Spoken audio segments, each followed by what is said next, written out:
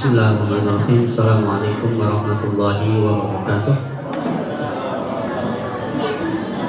Alhamdulillahirabbil alamin.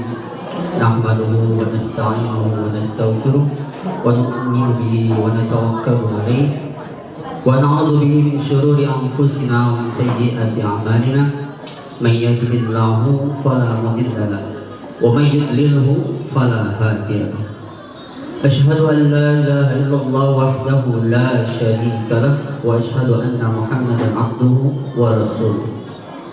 اللهم صل على سيدنا محمد وعلى آل سيدنا محمد كما صليت على سيدنا إبراهيم وعلى آل سيدنا إبراهيم وبارك على سيدنا محمد وعلى آل سيدنا محمد كما باركت على سيدنا إبراهيم وعلى آل سيدنا إبراهيم في العالمين إنك حميد مجيد.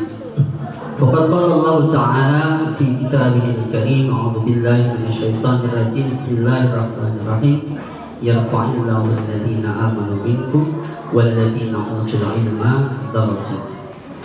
ثم قال النبي صلى الله عليه وسلم: من أراد الدنيا فعليه بالعلم ومن أراد الآخرة فعليه بالعلم ومن أرادهما فعليه بالعلم. Sadaqallahul azim wa sadaqa rasulihil karim wa la haula wa la quwwata illa billahil aliyyil azim. Yang kami hormati Bapak Kepala Desa, yang kami hormati Bapak Kepala Madrasah, yang kami hormati Bapak Ibu undangan, dan yang kami sayangi serta kami banggakan anak-anak siswa-siswi kami yang hari ini dilepaskan.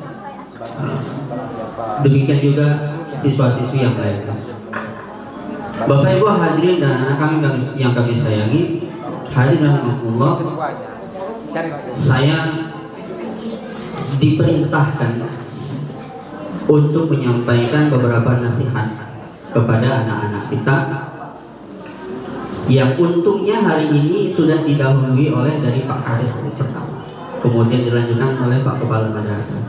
Saya kira ini sudah lengkap, ini sudah cukup, sehingga saya rasa tidak perlu banyak bicara lagi. Ini sudah terpenuhi tugas saya. Maka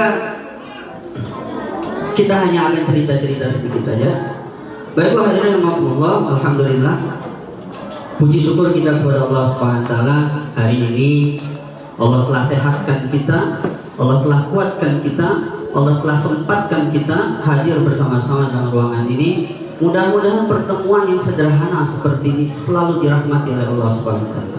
Diampuni dosa-dosa kita, dimudahkan jalan hidup kita, disehatkan badan kita, utang-utang kita lunas dengan asbab pertemuan yang diberkahi oleh Allah Subhanahu wa taala.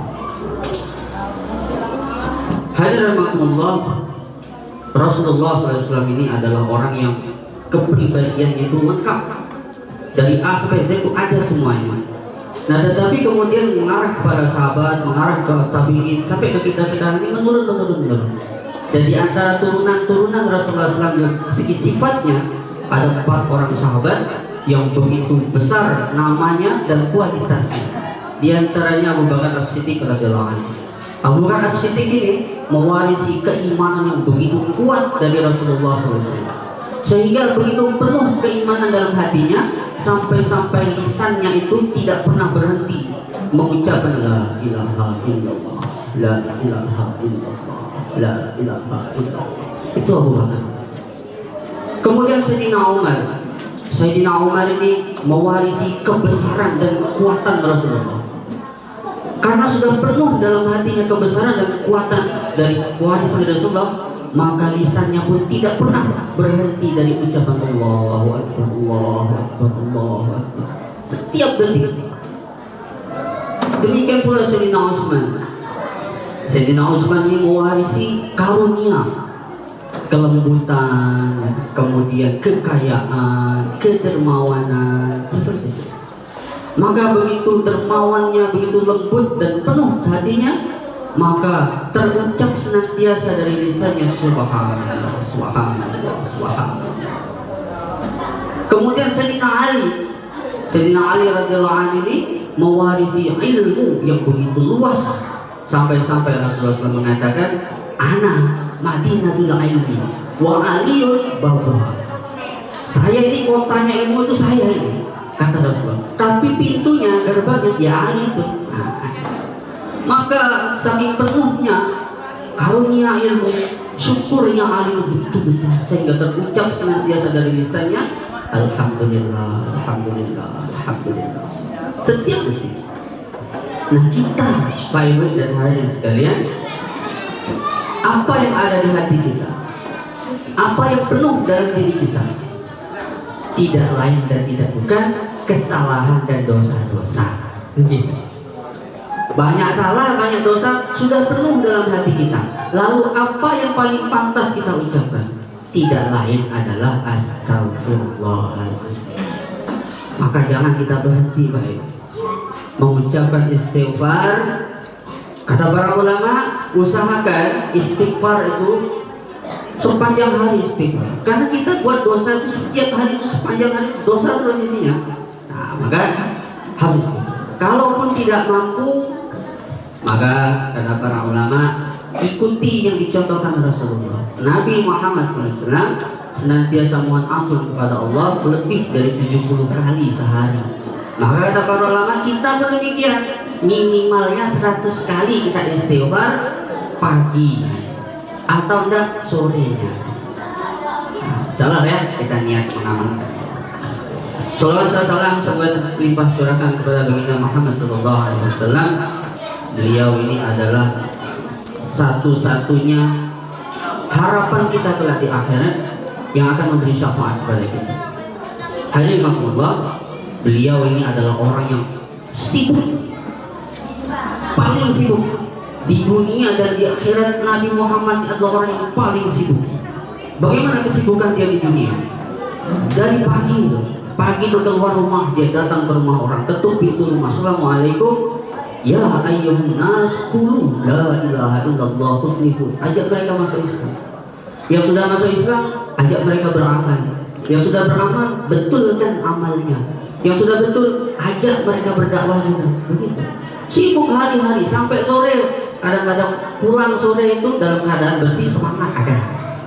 Kadang-kadang pulang sore itu dalam keadaan coreng-coreng dan berdarah-darah. Itu juga sering. Bahkan sempat tak pulang-pulang, sehingga anaknya ini Sayyidah Zainab cari keliling, mana ayahku ini. Akhirnya dia ketemu ayahnya sedang bersujud di depan Ka'bah, tetapi tak bisa berangkat.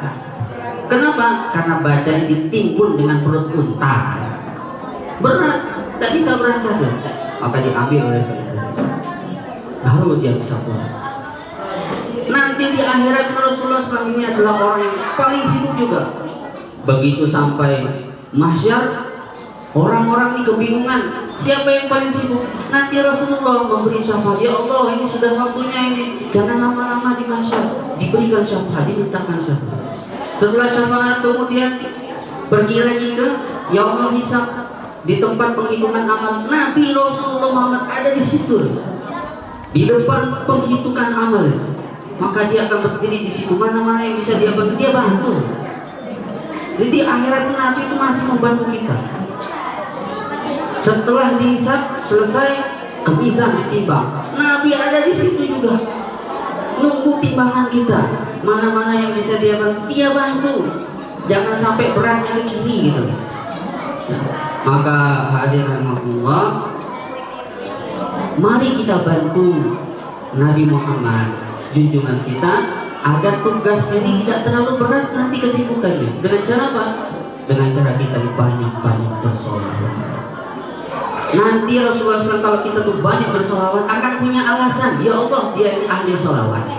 Tidak mungkin ahli solawat ini tidak mencintai. Aku mencintai dia. Masa engkau tega orang yang aku cintai engkau sakiti? Nah, maka kita perbanyak solawat. Supaya apa? Mudah tugas kita nanti kita bantulah Rasulullah. Hadirin rahimakumullah, sedikit cerita.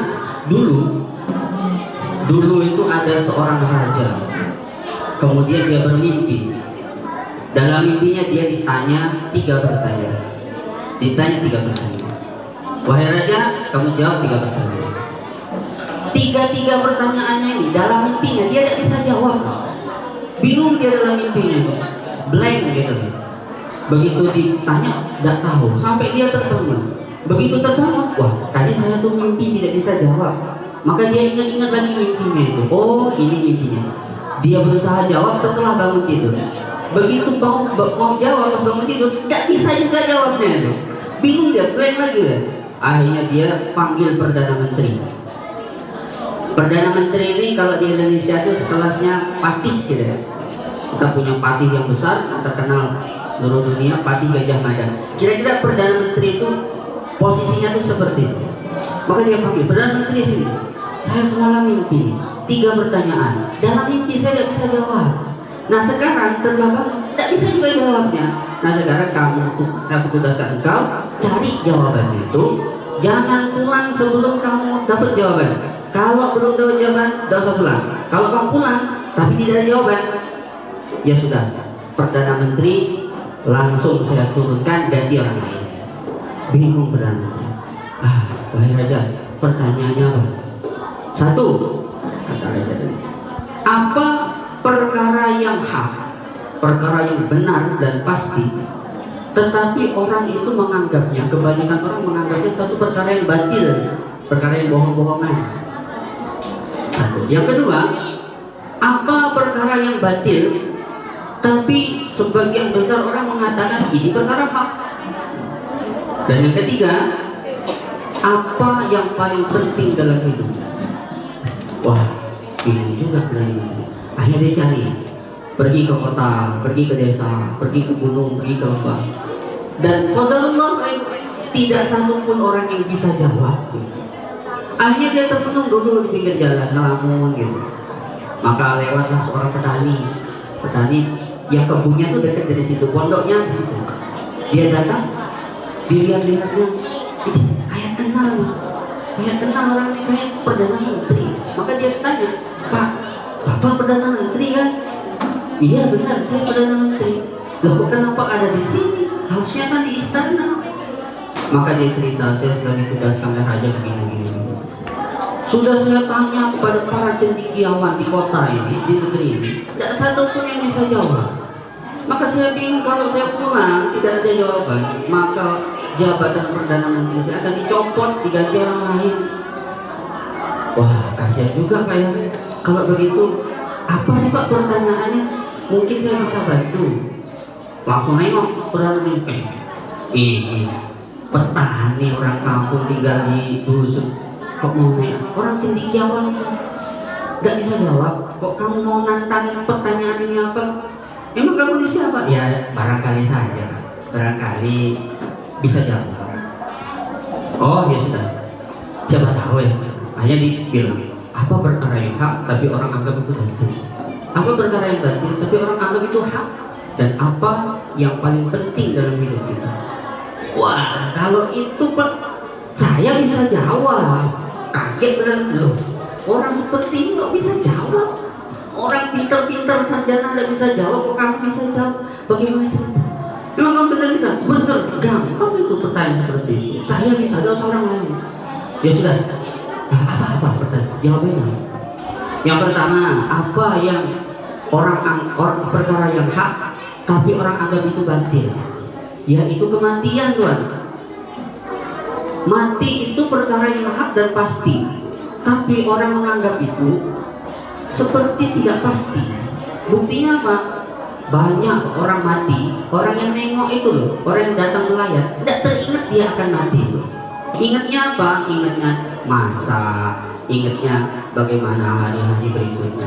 Tidak ingat dia, wah ini mati, sayanya kapan mati. Tidak ingat seperti itu. Itu buktinya bahwa perkara ini hak, benar, dan orang kita semua ini pasti mati, tapi kita tidak pernah ingat mati. Kita anggap mati itu untuk orang lain saja, kitanya tidak pernah mati. Itu harapan kita untuk kehidupan, tidak pernah sekali kita mikir untuk kematian. Maka itulah Tuhan jawabannya. Perkara yang dianggap batil padahal dia wah benar juga. Yang kedua gampang juga. Apa perkara yang batil tapi dianggap hak oleh kebanyakan orang? Apa itu? Kehidupan ini. Hidup ini sementara saja. Dia itu hanya senda gurau dan permainan, kata Allah. Tapi orang mati-matian mengejarnya tuh. Cari kumpulkan. Kadang-kadang tuh, saking dia mau mengumpulkan, untuk dirinya sendiri dia pelit tuh. Makannya itu, harusnya dia makan ini. Ini tidak boleh makan seperti itu. Kita harus berhemat. Dia dia pelit apa? Orang lain kan begitu. Saking luar biasa orang menganggap kehidupan itu perkara yang hak, padahal batil. Wah benar ya, benar. Yang ketiga, apa perkara yang paling penting dalam hidup manusia? Oh, kalau yang ketiga Tuhan, bayar. 1, 2 sudah gratis, 3 tidak boleh gratis, bayar. Oke, tidak apa-apa, saya bayar. Berapa? Sebut saja nilainya. Perdana Menteri, orang nomor 2 dalam kerajaan, banyak hartanya. Sebut, mau apa? Saya bisa bayar, bukan harta. Apa itu? Nah itu pondok. Tadi itu saya bawa bekal. Dia bawa bekal. Dia tidak tahu orang sana bekalnya apa. Mungkin roti mungkin. Saya bawa bekal. Tadi saya tidak habis, maka saya berikan ke anjing di situ. Ada anjing. Saya berikan ke anjing, dimakan anjing, tidak habis juga. Nah sekarang Tuhan habis lagi. Sisa saya dan anjing tadi Tuhan habis lagi. Lah, kamu bagaimana? Benar-benar masa bayarannya seperti itu? Ya kalau mau ya itu, kalau tak ya sudah saya pulang. Dipikir-pikir, makan bekas anjing ini. Tapi ya daripada pulang tidak dapat jawaban, ya sudahlah, mana tuh di sana masih ada anjingnya di situ. Maka dia datang, dia ambil itu makannya, mau dia tuh stop, kata yang mau jawab. Nah nomor 3 sudah terjawab. Loh, saya belum makan ini, kok sudah ada jawaban? Ya itu jawabannya. Apa jawabannya? Bingung ya kan?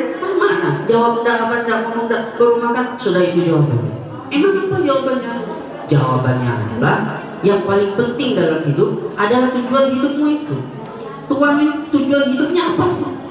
Kalau kamu punya tujuan hidup seperti itu, maka apapun akan kau lakukan dengan tujuan hidup. Saya tahu Tuhan ini tujuan hidupnya pengen jadi Perdana Menteri ini kan, cita-citanya dari dulu. Iya, yang benar. Nah itu makanya, karena Tuhan ini punya cita-cita ini jadi Perdana Menteri, maka apapun akan Tuhan lakukan, termasuk makan bekas anjing pun sanggup. Nah maka hadirin Allah, penting bagi kita untuk menentukan tujuan hidup kita yang lurus-lurus. Jangan yang aneh-aneh. Karena orang itu kalau dia punya tujuan hidup, pengen jadi orang yang kaya raya, segala cara akan dia lakukan, pengorbanan dia lakukan untuk dapat jadi orang kaya. Kalau dia ini pengen jadi cendekiawan, maka dia akan sekolah tinggi-tinggi. Kadang-kadang tuh makan sekali sehari, sanggup dia demi untuk dapat cita-citanya. Ada lagi orang ini pengen dapat jabatan yang tinggi-tinggi, apa mau dia lakukan?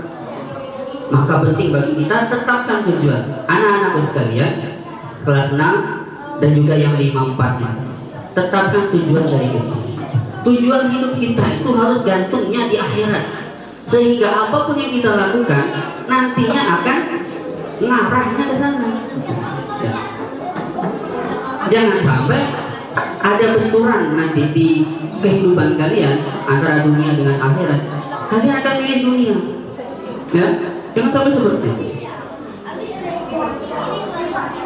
Yang sudah hafal anaknya, fa'amma man tagha wa atharul hayatad dunya fa innal jahima. Siapa yang berlebih-lebihan kemudian dia mengutamakan kehidupan dunia daripada akhirat, maka dia akan disiksa kelak di akhirat. Wa amma man khafa maqama rabbih wa nahan nafsa 'anil hawa fa innal jannata hiyal ma'wa. Barang siapa yang mengutamakan kepentingan akhirat ketika ada tabrakan nih, ada benturan antara dunia dengan akhirat, dia dahulukan akhiratnya. Fa innal jannata hiyal ma'wa. Maka dia akan dimasukkan ke dalam jannatul ma'wa. Tapi kalau tujuan hidup kita itu dunia, ya sudah. Yang pertama melebih-lebihkan masalah dunia. Beda dari Allah mengenai ciri-cirinya itu orang sesuai tujuannya. Kita lihat sih kehidupannya itu, perjalanannya akan seperti yang dia tuju. Karena Allah, maka anak-anakku sekalian, nanti setelah ini, setelah dari MI ini, itu lanjutkan sekolahnya dengan sungguh-sungguh, cari ilmunya, penuhi kepala kalian itu dengan ilmu, jangan kosong, ya, penuhi, jangan penuhi dengan yang lain. Masih ingat kalian filosofi botol minuman air itu, masih ingat ya? Nah, kalau air itu diisi air putih, dijual harganya berapa? 4.000, 3.000. Kalau kalian ganti uang air putihnya, ganti dengan air jus, maka harganya bisa 10.000. Tapi kalau kalian buang itu, kalian ganti isinya dengan apa? Dengan emas, isi kayak emas di situ. Kalian jual dapat berapa? Oh, miliaran. Begitulah diri kalian, isi dengan ilmu yang bermanfaat, maka diri kalian akan menjadi berharga. Kalau kalian isi dengan air comberan atau air tatung itu, maka jangankan jual, dikasih buat orang yang mau. Kalian kalau diri kalian isi dengan sesuatu yang buruk, dimanapun nikah hidup, maka hidup kalian itu tidak dianggap oleh orang. Yarfa'illahu alladziina aamanu minkum walladziina utul ilma darajat. Allah akan angkat orang-orang yang berilmu beberapa derajat. Kalau udah punya ilmu, ya sudah di bawah posisinya. Ya. Nah, kita. Maka ada beberapa poin anak-anak sekalian yang harus kalian kerjakan setelah ilmu. Orang yang berilmu dia akan mampu membedakan mana yang harus dia kerjakan, mana yang tidak. Contohnya, nah ini masalah pacaran. Orang yang berilmu akan mampu memahaminya bagaimana nih masalah pacaran. Maka kalau kita ditanya, Pak, pacaran itu bagaimana sih? Boleh tidak pacaran? Maka kita jawab, boleh. Orang jadi heran, loh, kok boleh? Boleh, pacaran itu boleh, bahkan itu adalah runtutan dari syariat Islam. Tuh, bagaimana? Pendapat kalian bagaimana? Pro kontra, kan begitu. Jadi begini, Bapak Ibu hadirin rahimakumullah, pasti Bapak Ibu sudah paham, tapi anak-anak ini belum tentu. Saya sampaikan ini anak-anak ya. Apa itu pacaran? Jadi dulu di zaman jahiliyah, orang itu kalau mau menikah, maka ada beberapa cara. Di antaranya satu hitbah. Hitbah itu melamar, ada ya. Yang kedua di antara cara yang lain, diperkosa dulu.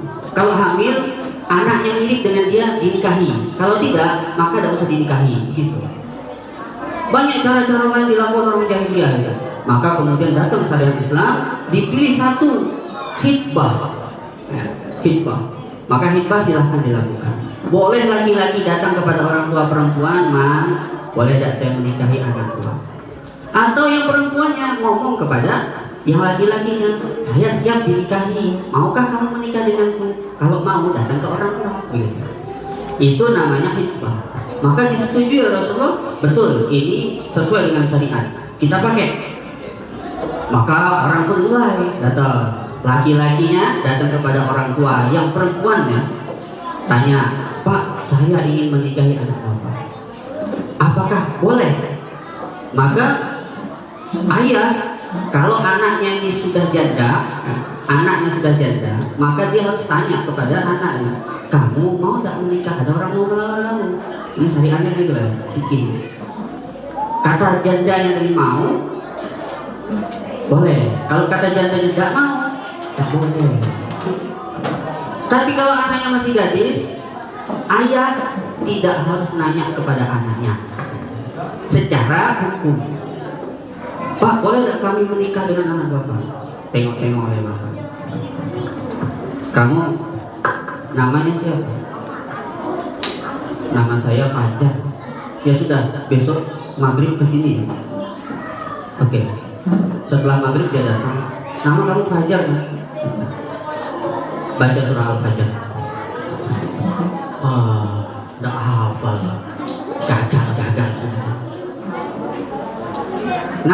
siapa, datang yang lain, disuruh begitu terus loh. Datang satu orang, namanya ini